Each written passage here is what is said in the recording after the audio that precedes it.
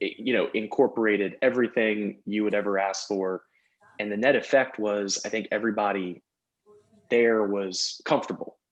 Yeah. And I think that's a big thing these days, is just, Yeah. psychologically getting there. But And we are now up on YouTube. And the food is excellent, Ross. Yeah. oh, the tomato tarte tatin is where it's at. I had to chime in because my wife has taken on this new desire to cook pasta, and she's turned into a gourmet pasta chef. Wow. Yes, Carol, that may change. That may change, but for the time being, we've been eating well. Carol, how's the busiest woman in America? We actually took our first little getaway this weekend. So Good for you. yeah, we had friends who rented like a 7-bedroom house on the Outer Banks. So we went there and stayed. I'm jealous. And yeah, Total, Yeah, it was fun. total violation of social distancing, Carol. I know. Well, we were outside around the pool almost the whole time. And when we weren't out there, then we were in our rooms or we were on the front porch. So we weren't really inside a whole lot, but You didn't violate any North Carolina we're rules. staying close to home this week. We're not going anywhere this week as a precaution. Carol, they don't have any self-quarantine rules in North Carolina, do they? I mean, they have mask rules. Yeah. So I don't know. I don't know about, self-quarantining But afterwards. you didn't violate any rules, did you? No. No, we left town before. Well, we didn't violate COVID related rules. Let's just say that. All right, I think we got everybody here. How y'all doing today? Lovely. Great. Thank you. Doing well. Doing good. All right, so I'd like to go ahead and call this meeting of the Ad Hoc Budget Committee to order and ask you to join me for a moment of silence as we remember now over 1 million individuals on this planet have succumbed to the coronavirus.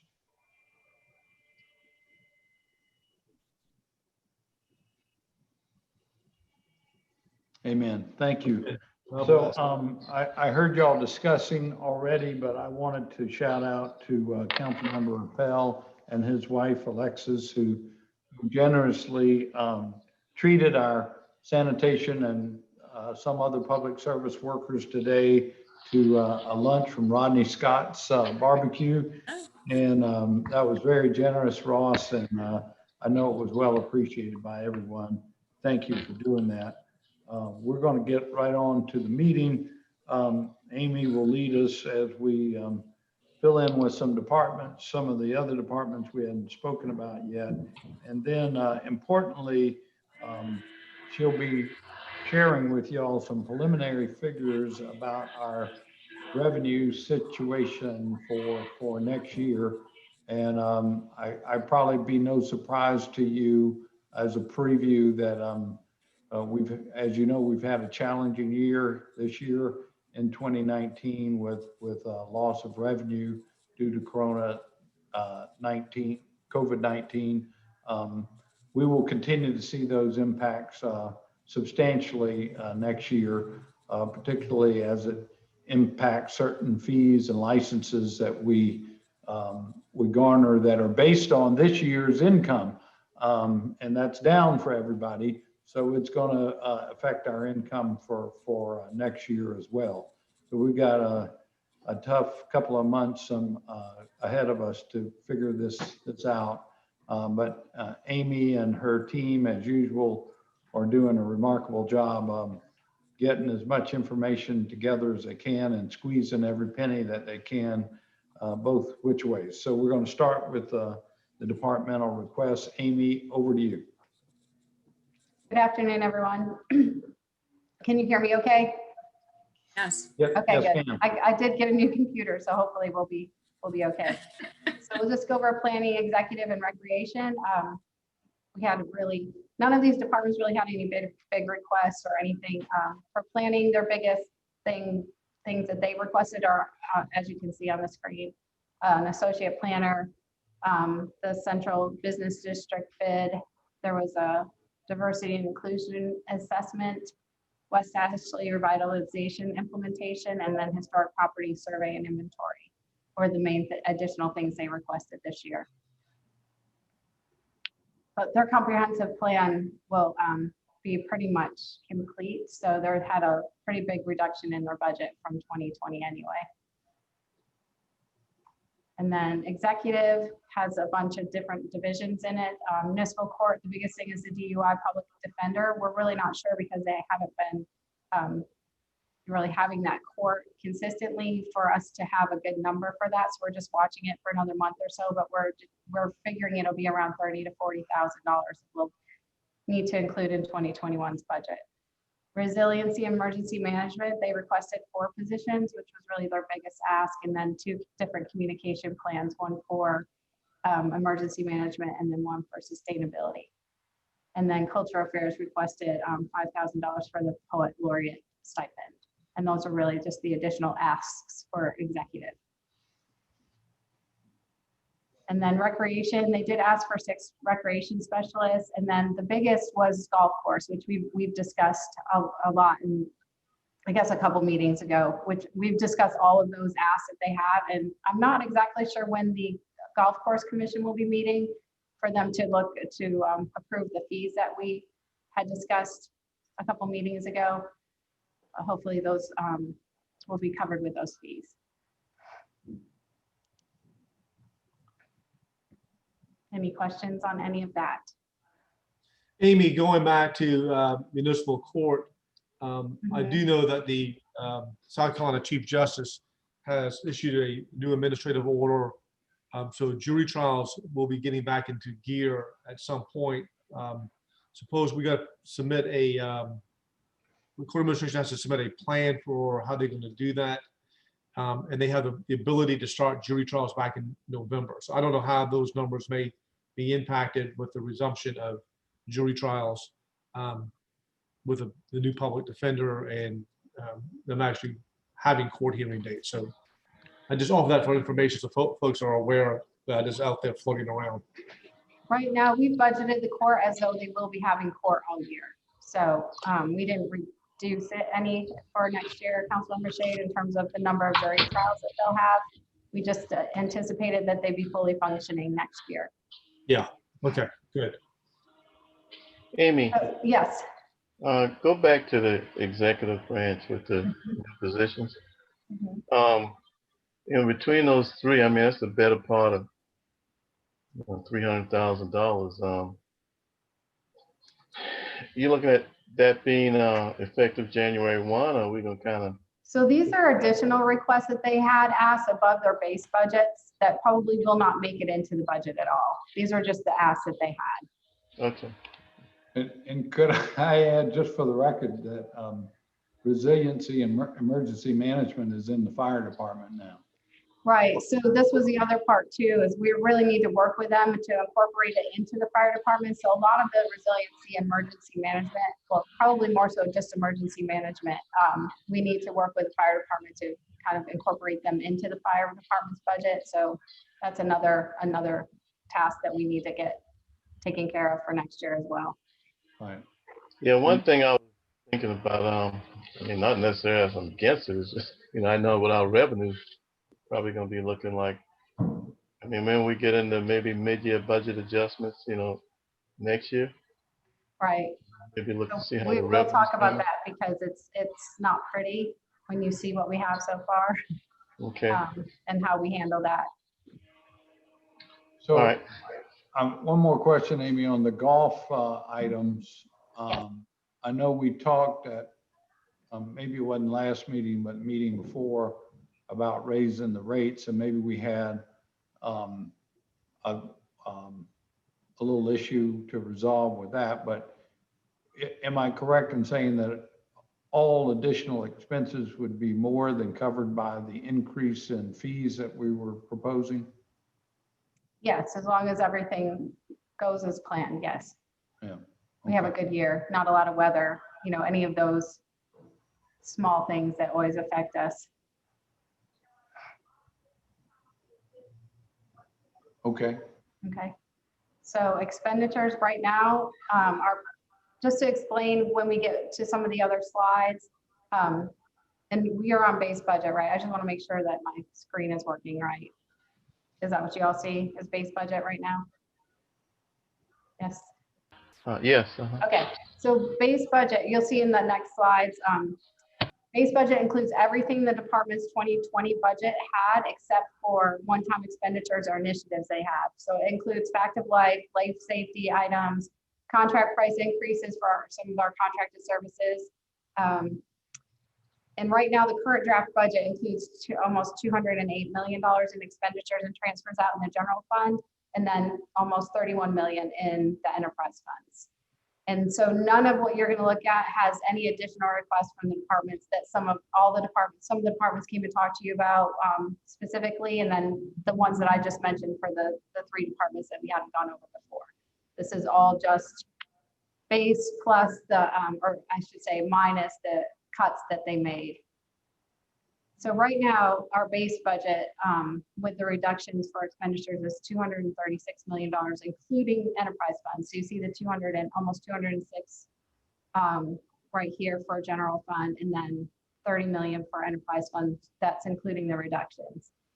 In 2020, our budget was almost $238 million with both of those, general fund and the enterprise fund. So we actually reduced 2021 by $1.9 million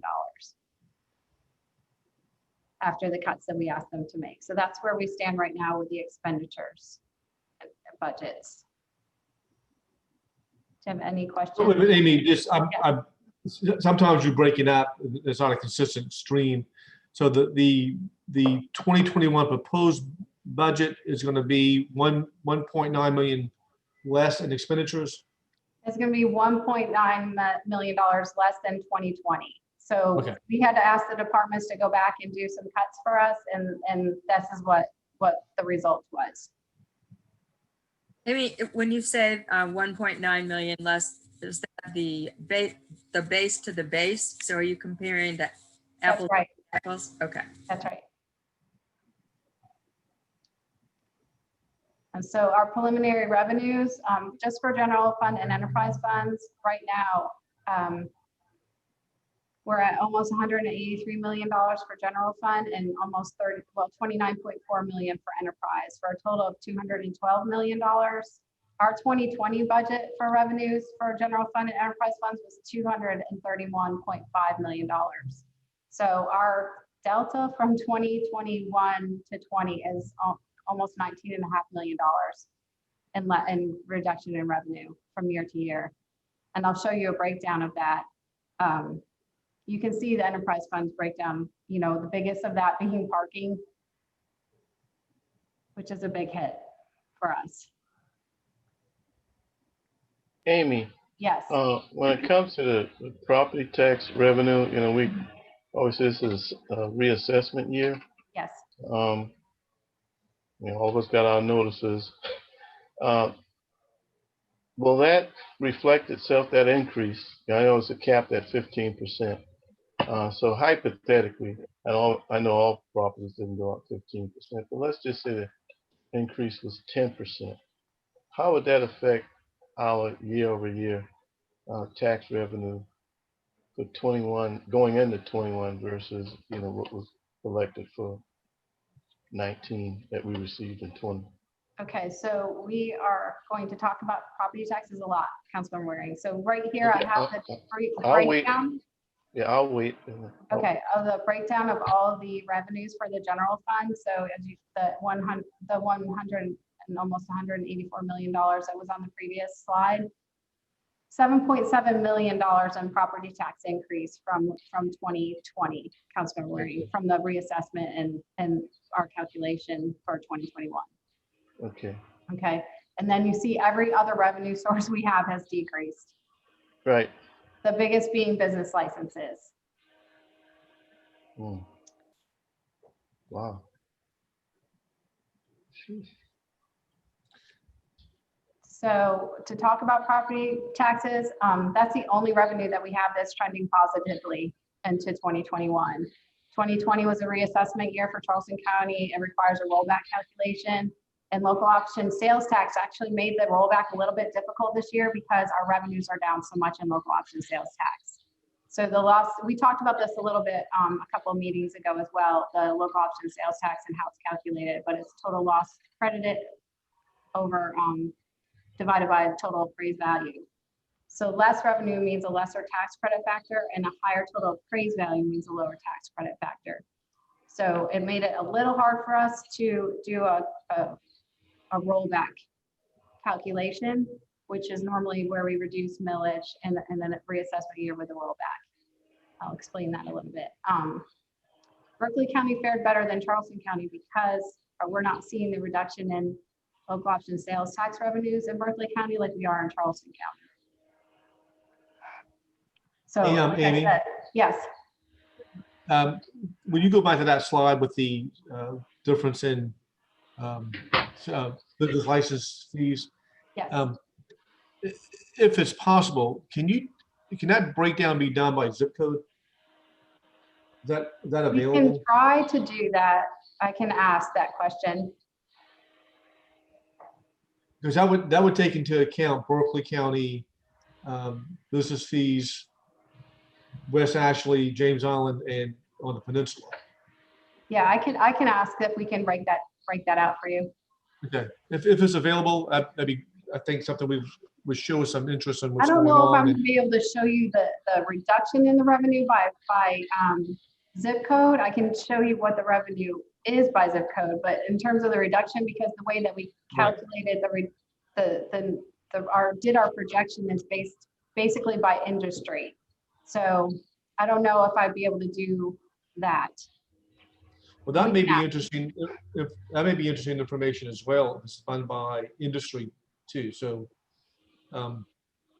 I think that would whatever more information you can give us on that may be helpful for us as we go through this process.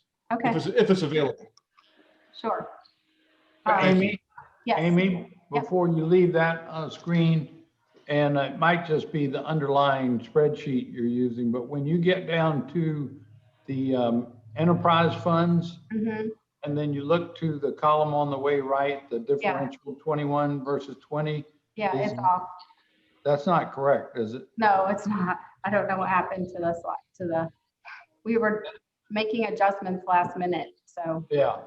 Okay, it looks correct down to where you get to the enterprise funds. All right. Okay, Amy, Councilmember Jackson had a question. thank you.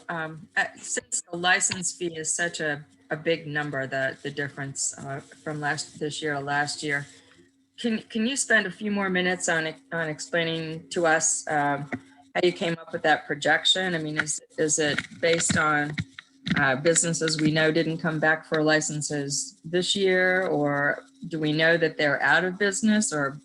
well, we're doing those checks now to see, our code enforcement officers are out doing checks now to check on businesses to see where they are. But at the time of the projection, it's a little bit hard to know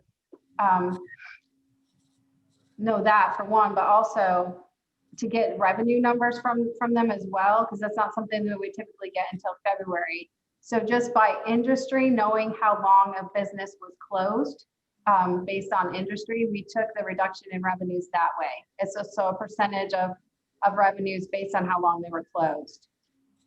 Does that make sense?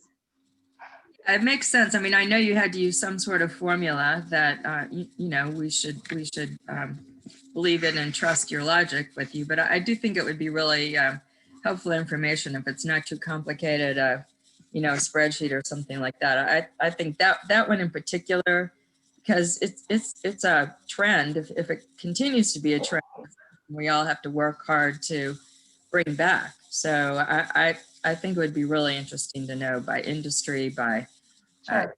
location. Sure, Yeah. we'll get that for you for the next meeting. Okay, great. And we But- talked with other municipalities as well, Councilmember Jackson, just to see how they were approaching this. And pretty much all of us are doing it the same way, just trying to determine how long a business was closed by industry and doing a percentage for now. Thank you. Mayor, did you have anything? Well, I was just going to remind everyone, and I think our council members know this, but in case others are listening, that the big reduction in business license fees is projected due to the fact that the license fee is calculated on a business's gross revenue. And so if they're taking in a lot less money in 2020 versus what they did in 2019, we're going to see a substantial reduction in business license fees being garnered to the city. So that seemed, just looking at the numbers, the difference in business license fees is a big hit for us. And of course, the continuing difference in parking is a big hit for us. Those are two of the biggest negatives I think I see out there. Okay, so just going on to property tax and millage calculations, because we had to give our millage number to Charleston and Berkeley County for 2020. And this is where you'll see the rollback calculation. So you see, and I just put 4 years here just as a comparison for everyone. You know, we had the increase in 2019 for public safety infrastructure. So that was the increase to 79.6 mils. And with the rollback calculation, we were able to roll back millage to 74.3. The issue was, like I said before, was the tax credit factor, because local option sales tax has decreased so much in 2020, and will probably also have that issue in 2021. Our tax credit factor couldn't be as high as it has been in the past. So you see it was 0.00087. We calculated at 0.00073 for this year. And you'll see the equivalent millage reduction of what that tax credit factor calculates out to. So our net millage would, for 2020, was 56.05, whereas in 19 it was 57.9. And then you add drainage and public safety infrastructure, and our total net millage is 63.05. And for Berkeley County, like I said, they're not having as much of an issue with local option sales tax revenue. So we were, they will see their net millage is a little bit higher than, or I mean, I'm sorry, it's a much lower, the 70.4 versus 66.1. So their rollback calculation was better than Charleston County's, if that makes sense. And their total net millage is 73.1. I mean, same thing. Councilmember Jackson. Could you spend a few more minutes explaining the tax credit factor and why that is, you know, sort of out of our control? Well, so there's a rollback fund, and then there's a revenue fund. Rollback fund you would have to give back to the taxpayers as property tax relief. And then the revenue fund, you can choose to keep that, or you can roll it back to the citizens. Like we've talked about before, the city of Charleston back in, I guess, 99 or some point in time had decided to give 100% of it back. So that's where you have that millage reduction, that 18.25 right there, of because that's the complete total local option sales tax credit back to our citizens as property tax relief. Does that answer your question? Yeah, and then that's just that to make the continuum. We talked a little bit about last meeting or the meeting before that it wouldn't make sense for us to try to change that decision that we've always, you know, stayed on as far as giving it all back to the property owners. But in the future, 2022, we could be doing the due diligence, making up our minds about that, crafting an ordinance if we decided that we really, you know, serve. We could actually do that for 21. It was 2020 we couldn't get it done for because of the public hearings and everything, but we could wrap that all up into our 2021 budget and get that done if that was something that everybody wanted to do. And I have slides on that just to show you with the new millage rates and all of that, what that would mean for us. Okay, great. I'll look forward to that. Thanks. So right now for 2021, same millage as what we did for 2020. This is what our projections are based on for 2021. We had to reduce the tax credit factor a little bit because of the local option sales tax revenue, like we talked about before. So that's where we are. The projections that we gave you with that 7.7 million increase in property tax revenue is based on same millage as 2020, the 74.3, which we came up with in the rollback calculation with 0.00065 for tax credit factor. So if I may distill this down, we had a reassessment in Charleston County, and we got those new numbers in, and due to some increases in value of property, we have in our operating millage a reduction of 5.3 mills to compensate for that increase in assessed value. But it's a little more complicated than that because of the local option sales tax credit and the fact that sales taxes weren't collected to the same degree because people weren't selling as much stuff. So as a practical matter, property owners will not see quite as much of credit from the local option sales tax, even though we're giving it all back to them. They won't see as much as they might have in a quote normal year. But the bottom line is because of the reassessment, we did reduce our millage to adjust for that by 5.3 mils. Did I say that right, Amy? Yes. Oh, while I'm thinking of adjustments, do we have any leeway of dealing with the drainage millage and the public safety infrastructure as we're looking at options for revenue? We would have it in all of our millage. We have because we have our millage bank, which I should have put a slide in on our millage bank and I didn't do that. So we have some bank that we could use for 2021, including operating. Okay, and that's something you could send us when you send us this set of slides, just add that one in or? Yeah, I can do that. Okay, great, thanks. So we will, we still need to probably discuss the tax implications for 2021. Need to maintain our millage as much as we can because we have 2 new fire stations that will come online in the next, probably within 3 years, that we need to ensure that we can cover the cost of those stations and the equipment and the personnel that will go into them. Local option sales tax, we discussed this, I don't know, 2 or 3 meetings ago, which I will go into now. So this is the new calculation with the millage that the 74.3 millage that we have used our projections on for 2021. And so as you can see, if we were to keep 25% of the revenue fund, the tax increase to our taxpayers would be $21. If we were to keep 50% of the revenue fund, then the tax increase to our citizens would be $45. And then for Berkeley County, same, it would, if we kept 25%, it would be $10.80, and 50%, it would be a $21.60 increase in their property taxes based on a $300,000 house. So how much total, if you did the rollback plus 75%, or in essence, we're keeping 25%. I hear you, it's a $21 increase on a $300,000 house, but do you know how much total revenue that would make up? Yes, it would be around $2.28 million for us, and if we kept 50%, that would be $4.56 million. Right, gotcha.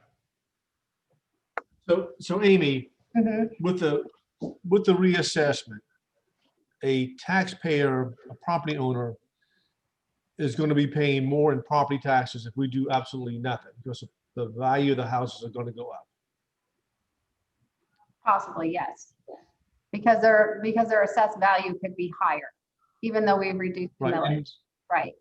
And I think in one of the way earlier slides when you're showing revenue, we were anticipating a huge revenue increase in property tax collected because of the reassessment. It was around $7.7 million, I think. I can run back real quick. Yeah, 7.7 million, almost 7 million.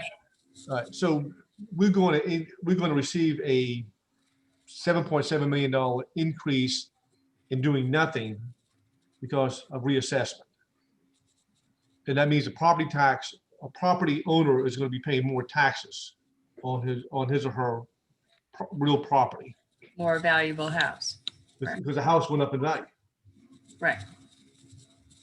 And then if we don't give them 100% of the rollback credit, in addition to what they're paying on the reassessed increase in value of their house, if we don't give them 100% rollback credit, they go pay an additional increase based upon them not getting that 100% credit. Right, rollback of the revenue fund for local option sales tax. Right. Councilmember Shade, I would only caution you in making that conclusion, pointing out that there's a number of new construction, new buildings that went on the tax rolls, and you know, we reduced the millage 5.3 to compensate for that increased assessment for existing properties. I don't know what, I doubt if Amy knows at this point what the breakdown would be, but some of that $7 million in increase is due to the fact that we have new assessments on the books, you know, and some of them very notable. So I just caution you to. Yeah, it's growth too. It's not just reassessment, it's also growth. Right. So Amy, I'm glad the mayor pointed that out to us. So the other question may be, because we want to always be comparing apples to apples and oranges to oranges, is that because the city is growing because of new development, there's always going to be an increase in property taxes. Mm-hmm. I mean, and some of them may be more modest than other years, which goes back to my question that it may not necessarily be a increase in property taxes per each individual property owner. It may be because, as the mayor pointed out, as a result of new development. But part of that 7.7 million, and we don't know what that percentage is, some of that 7.7 million is because houses or property went up in value. The reassessment has increased their basic tax, property tax payment. So whatever tax they pay in 2019 may be increased to some level in 2020. When the tax notices go out and later on this year, there's going to be a bundle of folks who will see a tax increase. They'll be paying a higher tax because the assessment went up. Well, again, Councilmember Shade, I would caution you there in making a statement like that, because the state only allows a 15% Right. increase for property owners who maintain their residence. And we've reduced the millage by 5.3 mils, which is a little less than 10%. So an existing homeowner, yes, may see a slight increase, but it really will be pretty marginal because it's controlled by that 15% cap and the fact that we've reduced our millage. Where you get that bonus, so to speak, from our point of view, extra dollars in, is from new development and from people who are selling their properties and they lose that 15% cap or whatever. You know, when you sell your property, it goes up to whatever the current assessed and appraised value is. So it's complicated. The answer to your question is yes, but for existing homeowners, it's very marginal. So you have people Yeah, that their taxes will actually go down, Councilmember Shade, because of this. So not everybody will go up.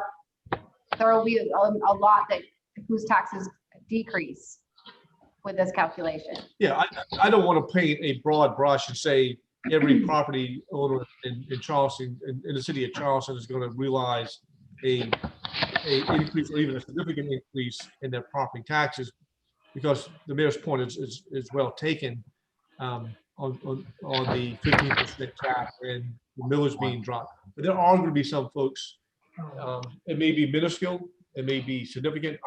We don't know that, but there will be some property owners who will experience some level of increase in their property tax. It's not, it may be nominal. I don't know. But there is that awareness out there, I guess. Yeah, Some but of you us could see do. that any given year, Councilmember Shea, too, like the mayor said, was sales of homes and things like that as well. So, Right. you know, you've got CPI in that calculation, you have growth in the calculation. So it isn't all just because of reassessment that our property taxes went up $7.7 million. I understand. I agree with you 100% on that statement. Can It's we a just, fact that we can we just state when the last reassessment was done, so if people are watching, they have that little piece to this puzzle too? When was It's the every, last? it's every 5 years, so it was last done in 2015. Okay. So that's a huge amount of real estate value increase that we've seen in 5 years, based on everything we're reading in the real estate. We have growth every single year. Right. You know, so I'm sorry, go ahead. I was just going to say the value, though, I think will be for people who have lived here for a long time and they haven't thought about, you know, resale of their property. I mean, kids are a good example. They bought a 1950s contemporary house that had gone, you know, basically was unlivable when they bought it. They fixed it up. They had to have it appraised in order to put on a first mortgage. But then, knowing that the interest rates are lower than they were 2.5 years ago, they had it reappraised for a refi, and their house has practically doubled in value in 2.5 years.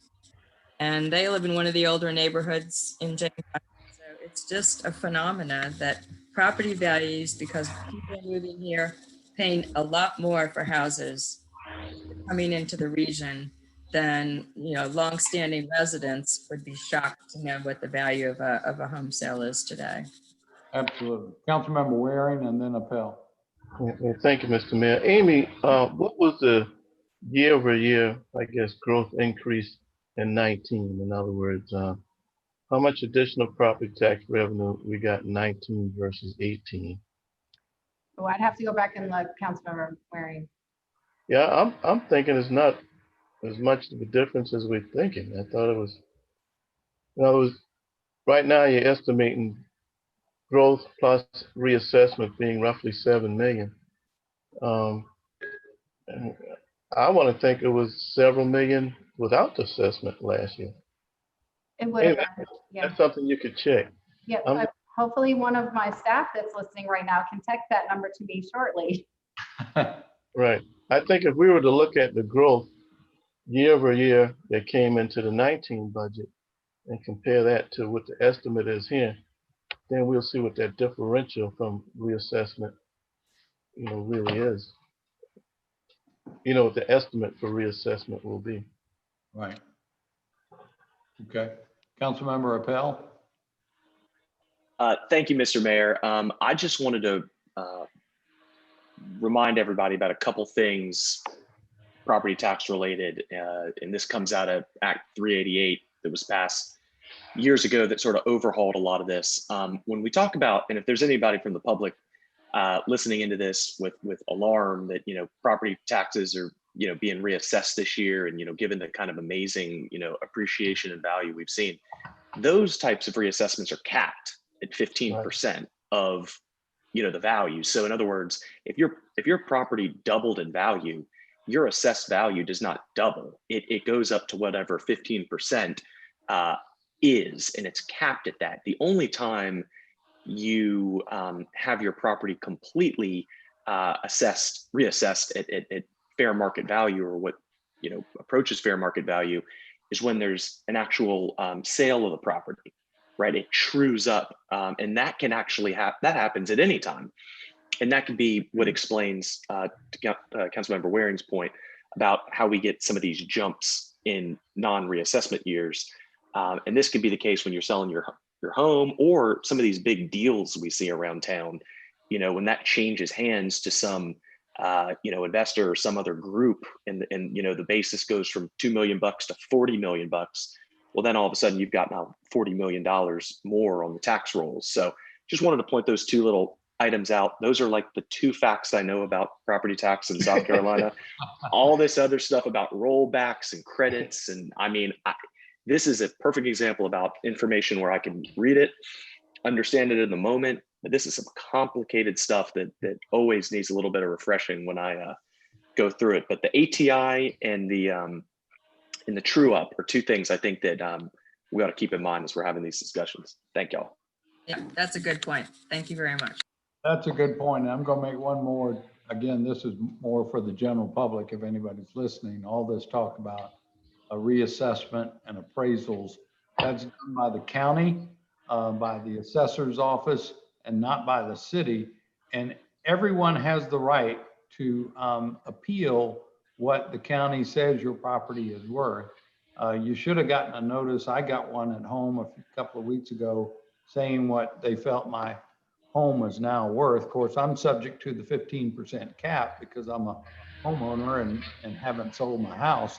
But even if I wasn't protected by that, I could still disagree with the county if I thought they had gone overboard with my reappraisal and assessment. Councilmember Waring. I have, so in 2018, we budgeted almost $76 million for property taxes. And in 19, we budgeted 84 million. So it's still a big jump. And oftentimes, you know, depending on the assessments and what's coming online that we know will be coming online, that could be what the jumps are like that. So it isn't really much different than what we have this year. And that's why I asked the question, because I thought it was something similar. So I'm just wondering whether our estimate may be a little bit low on the revenue side. In other words, if it's roughly 8 million, 7 to 8 million from one year to the next without reassessment coming into play, you know, this year we will have reassessment as a factor. I mean, we may get a pleasant surprise on the upside as well. Right. It just depends too on how many new properties we had as well in any given year. Right. But we're pretty conservative with our revenue numbers right now. I could see the revenue. I could see the conservatism because planning, which I appreciate. Right. So we will probably be going back and looking at them a little bit more again. But for right now, this is what we're comfortable with. Okay, are we okay on that?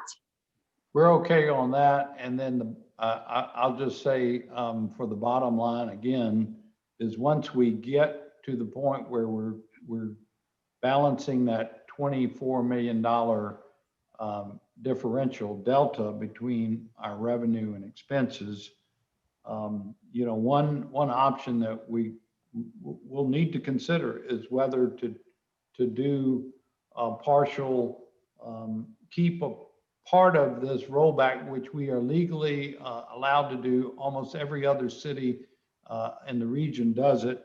And if we kept a quarter of it, we'd add $2.28 million in revenue. If we kept half of what we're allowed, we would add 4.56 million. So let's just keep that in our back pocket, so to speak, and go through any further reduction in expenditures and enhancement in revenues, but know that we can come back to that. Thank you, Mr. Moore.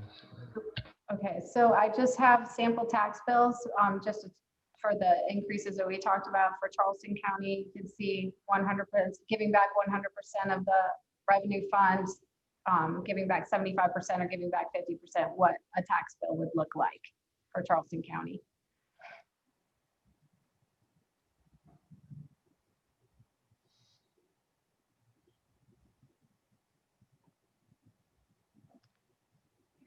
And then I have Berkeley County as well.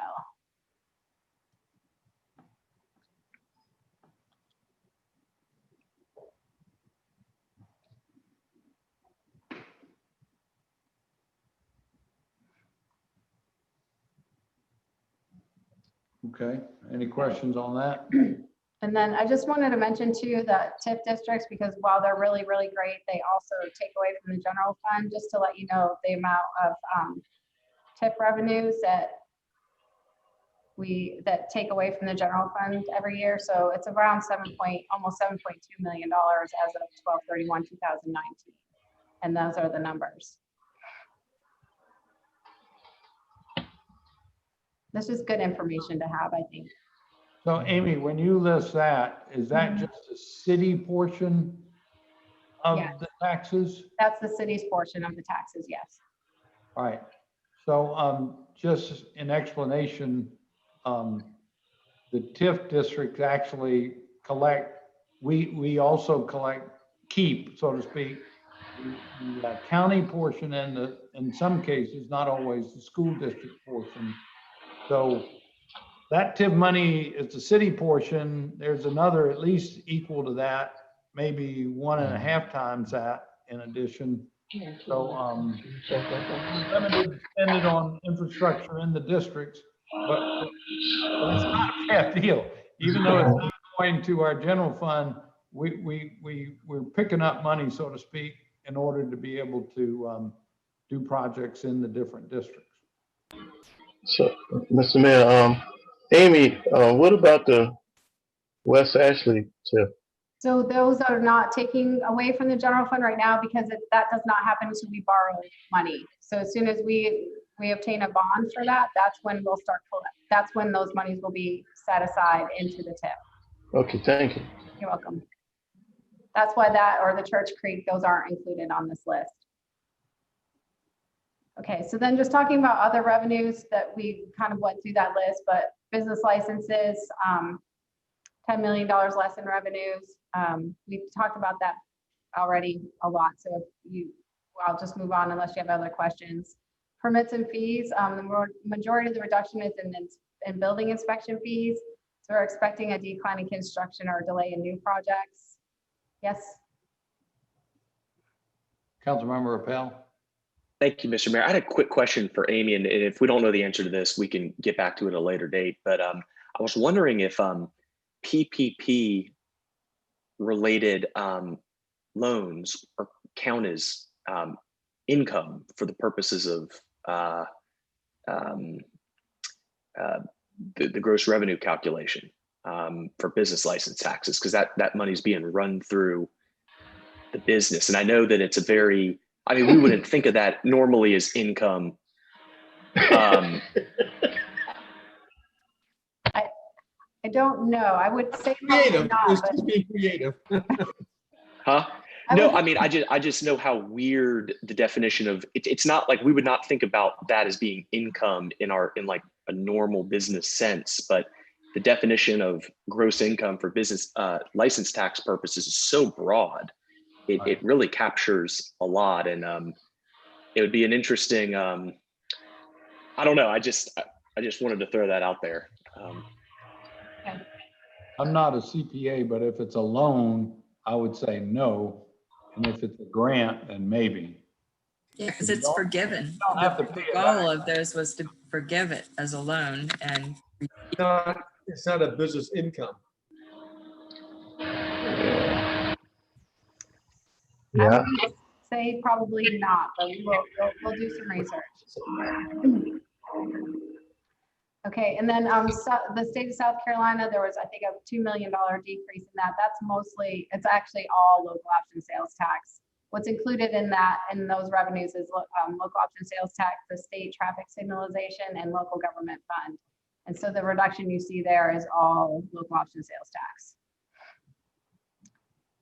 Franchise fees, we've taken a pretty big hit in franchise fees over the last few years, and we've talked with Danny Cassis about that, and he said, there's a lot of factors that have drove the electric rates down. Some of it was rate cuts, some of it's the impact of tax cut and the Jobs Act. COVID is also having a little bit of an impact on some rate classes, so it might hurt us in 2021 as well. And then they had rate action was to take place, but they've deferred it because of COVID. So we're pretty comfortable with the franchise fee projection that we have right now, just knowing that every year it's declined and talking to him. I don't know if you have any other questions about that. And then for interest income, obviously the interest rates are so low. We've taken a really big hit in interest income this year, and we plan. I mean, we're just expecting that for next year as well.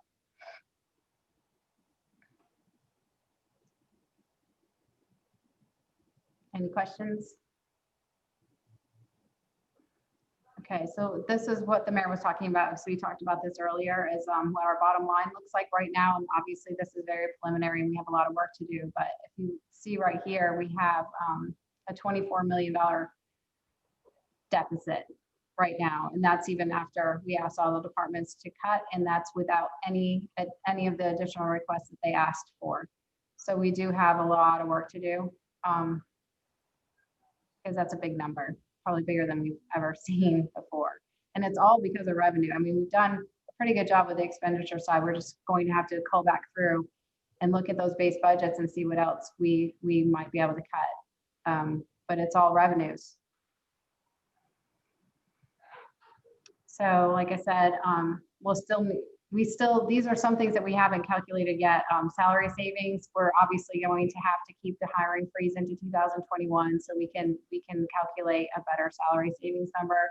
Right now we have it as what we had budgeted in 2020. I think it's a little like 4.1 million. So that will increase a lot for salary savings. Like I said, our estimates of revenues are very conservative, so we will reevaluate and adjust where appropriate. Some of this is even with the tourism. We had a transfer in from our tourism funds. It's obviously less than what we would normally do. We're waiting for one more good month of tourism revenues just to see where we are. We can reevaluate that, but I think last year we transferred in $9.8 million, and we're at maybe 7.7 this year, which is still fairly good considering. We're still waiting on property insurance information, but we are expecting an increase at probably around $200,000.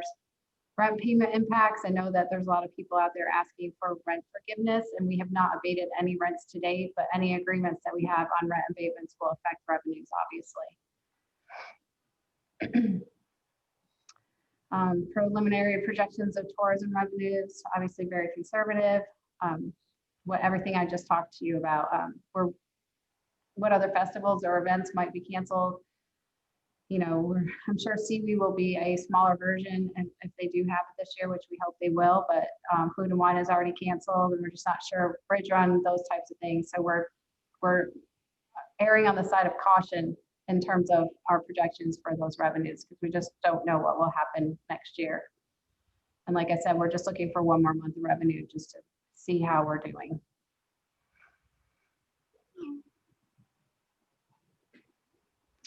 And then absent any stimulus package from the federal government, tough decisions will need to be made.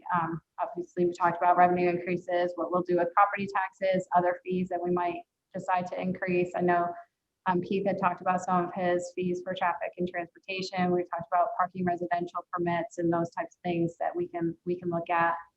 Expenditure decreases, like I said, we'll need to call through those base budgets and see what else we can cut out. What if there's any service reductions, that we're talking about mandatory time off for our employees, no COLA.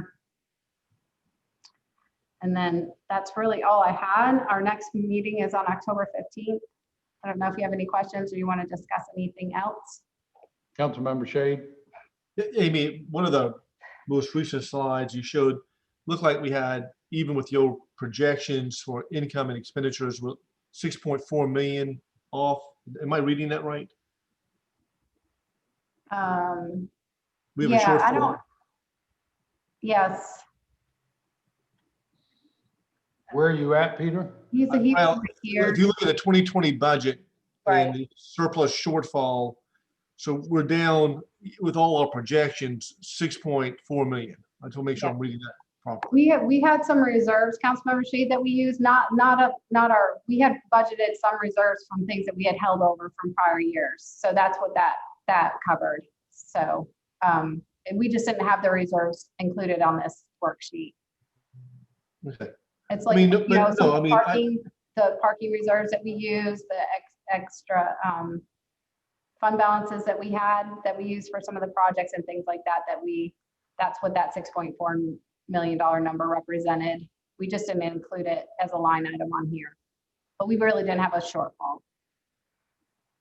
Yeah, with all the adjustments that we're going to be able to make, we've got to find $6.4 million somewhere, either in cuts or in extra revenue. That's 2020's budget. But we have to find $24 million for Okay. 2021.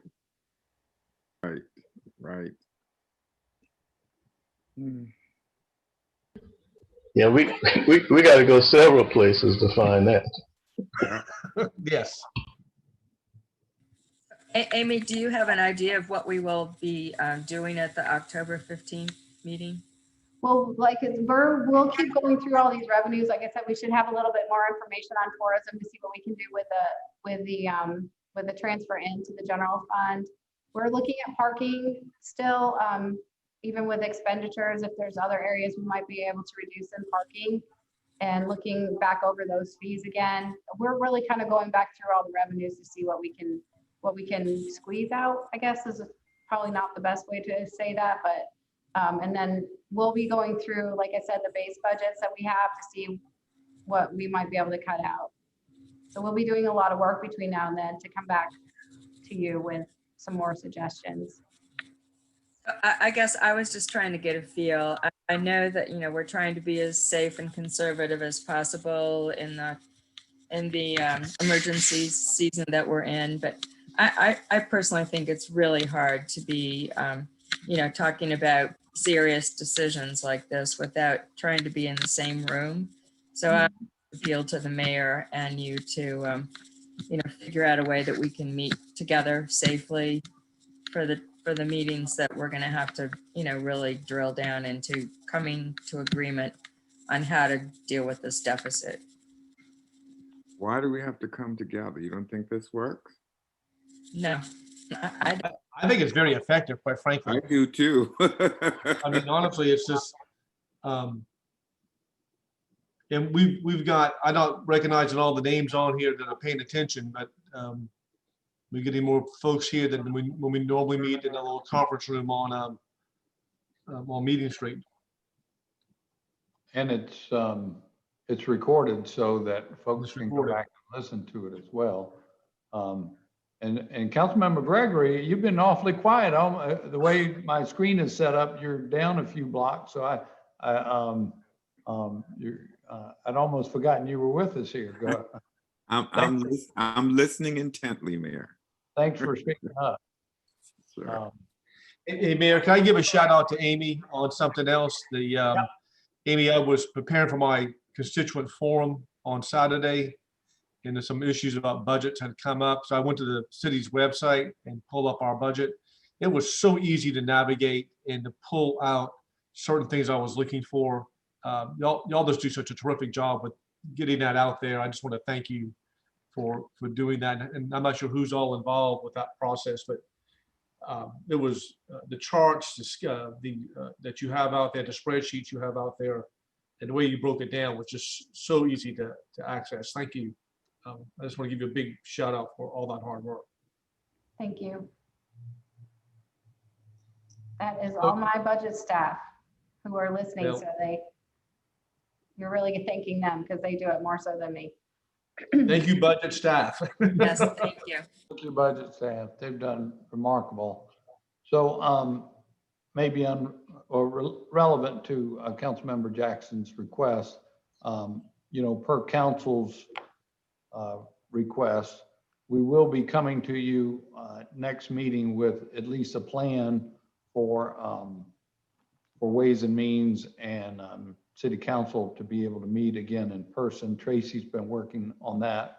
In addition, our numbers locally have continued to be good. And at this point, we're planning on flipping the switch up to phase 3 starting next Monday for our City of Charleston offices. It's not a huge differential over phase 2, but it does open our offices up a little bit more. We're going to still prefer appointments and of course we'll do all the social distancing and all. So we're inching that direction, just as the numbers have been good. And then I wanted to mention to y'all, and I sent out a memo to council members just a little bit ago, that one of the departments we talked about today was our planning department, and let you know that our leader, Jacob Lindsay, I guess there's a Godfather out in Colorado. What's the name of the city now? I can't even think of it. It's where the University of Colorado is. Boulder, yeah. He's been given an offer he can't refuse, and he's going to be leaving us to go to Boulder at the end of this month. And Mandy Herring is on the line, and she's graciously agreed to serve as the interim director, department head, until such time as we get a permanent replacement. And she's got a steady hand and going to do a great job in the meantime. So thank you, Mandy, for agreeing to do that while we have that in between period.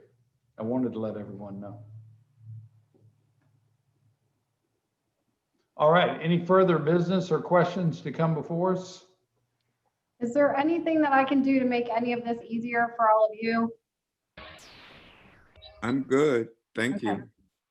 Amy, you do a terrific job, and Yeah. I know we asked a lot of questions. So thank you for your patience with us as we go through this process. Mr. Mayor, just one suggestion or comment about if we are headed towards a in-person meeting. I know from prior experiences when we meet outside of city council, take our show on the road, so to speak, we have to share a microphone. And that's in regular times, that's cumbersome because we're literally passing a microphone around. If you were heading in that direction, one of the main issues I've had in the past is the ability to hear and see because of the way that we're set up. So the technology I know has improved tremendously. Wherever we meet, I'm sure we're going to be safely distanced.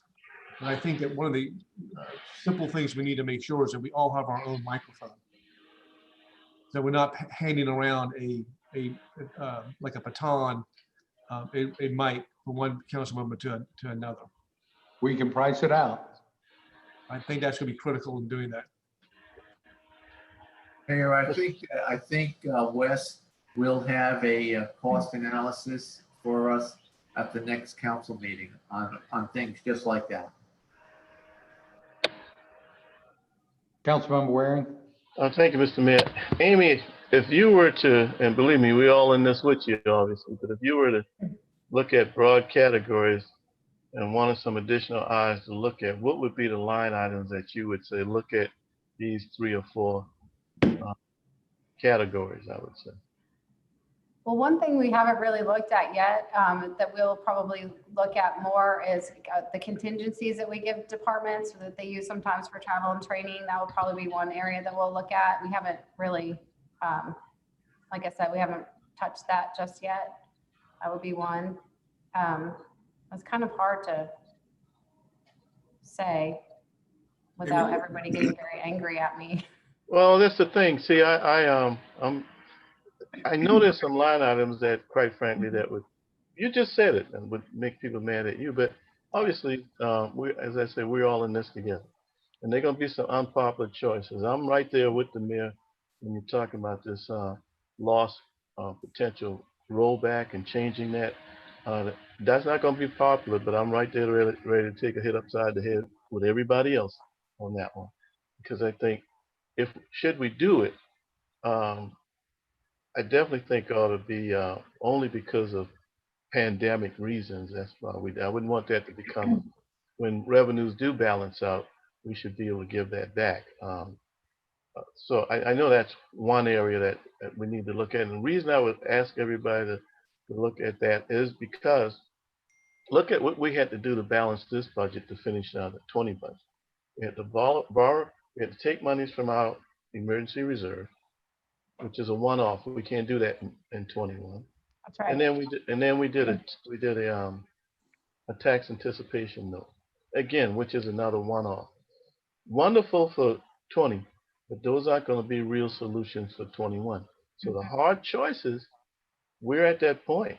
We have to make those hard choices now. I mean, the unpopular choices now. Which way provides the least amount of pain for the taxpayer, and which one allows us to keep our people on board so we can not furlough people and not lay people off and continue to live. I mean, continue to deliver the services, frankly, that our city needs. We already run a austere city. I mean, we got roughly, what, Mr. Mayor, about 1,800 employees. They're down to about 1,750 now. About 1,750 to service over 135,000 people. I mean, that's pretty cost effective doing it that way. So some of those line items and some of those benefits that I think we may want to look at some benefit line items that, again, isn't popular, but we should, in all due diligence, look at them. So, but I'll circle back and pick your brain a little further, Amy. Okay. Okay, thank you. Amy, this is Dudley. Yes. Question. What do we pay in contract services and in studies? And I have to get you the total because, we look at it departmentally and not necessarily in total for the whole city. So I can't think off my top of my head what the total number is for the city, but I can get both of those numbers for you. and the reason why I'm asking is we do a substantial amount of that annually, and within same departments. Is it cost effective, however, for us to just have just the staff much of what the contract services provide for us? I know oftentimes we're looking for specialized expertise, et cetera, but still, when I look at some of those numbers, they're pretty absorbent, and in many cases, if we just had a staff person, our staff year dedicated to it, I'm wondering over the long run whether or not we would save any money. I know Councilmember Waring had asked for this, I think a couple meetings ago too. So we can pull all of the studies and the professional. I think we've done that before for you all. We can have that for you to look through as well. Appreciate it. Thank you. Mm-hmm. That's a good point, Councilmember Gregory. And 2021 might be a year that we just have to work on all the studies that already been done. Yep. I agree. All right. Any other questions or comments? Well, thank y'all. And again, thank you, Amy, and your staff for pulling all this together. It's so helpful. And it will be a challenging month or two, but we're going to get through this. We're going to figure this out, have a balanced budget, and somehow make it all work. But we're all going to have to be a team and work on this together over the next 45 days or so. And if there is anything in the meantime before October 15th that you would like to look at, just let me know. I have the list so far of what you would like, but if there's anything else you can think of that you'd like to dig down a little deeper into, just let me know. Okay. All right. Thanks a lot. No further business. We stand adjourned. Thank you, everybody. Thank you. Bye, everybody. Bye.